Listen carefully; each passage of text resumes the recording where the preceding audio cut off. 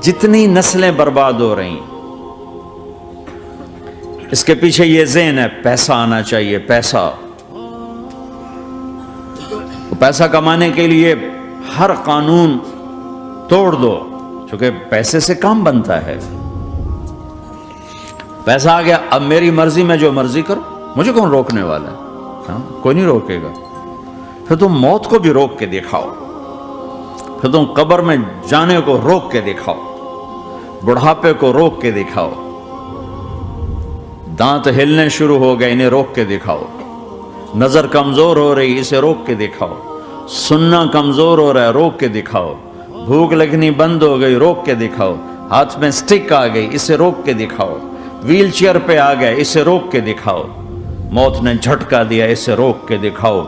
जिनके लिए कमाया था उन्होंने जाके कभी कब्र पे जाके देखा भी नहीं कि कौन है और कहां है, रोक के दिखाओ। आजादी कैसी? यहां तो आना ही कैद है। मैंने कब चाहा था मैं आऊं, और अब मैं कब चाहता हूं मैं मर जाऊं, पीछे लगी हुई हर सांस। इस एक सांस ने मुझे मौत के और करीब कर दिया है।